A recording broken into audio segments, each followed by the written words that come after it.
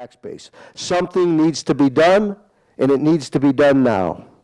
For several years, our conference has conducted task force hearings throughout the state on two critical issues: real property tax reform and identifying school districts' practices that lead to student success. Through the Assembly Republican Task Force on Real Property Tax Reform, one message was loud and clear. Taxpayers want government to control spending, and they want immediate tax relief because they simply cannot afford to live in their communities anymore. Our Assembly Republican Task Force on Successful Schools found that, above all, successful school districts stretch their funding as far as possible to achieve success.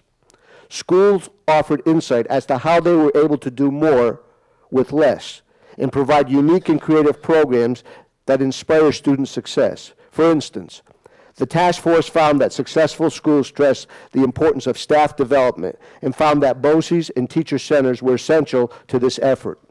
Although state aid is provided to fund professional development programs, it often is limited in its resources. Thus, successful school districts have to be creative in their approach to stretch their finances.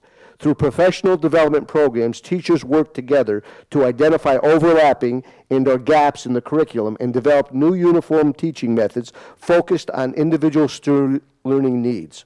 Often, professional development was achieved in-house and conducted above and beyond any contractual obligations.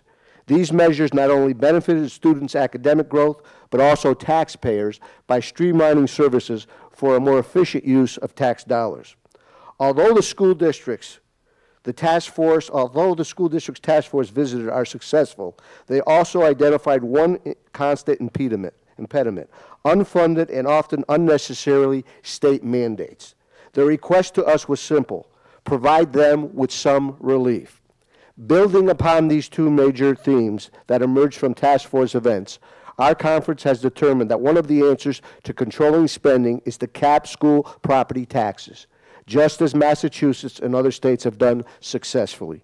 Moreover, we agree that unnecessary, unfunded state mandates bog down school districts and municipalities alike, and that it is imperative we provide them with relief now. In 1996, Governor Pataki, as part of his executive budget proposal, introduced the STAR program.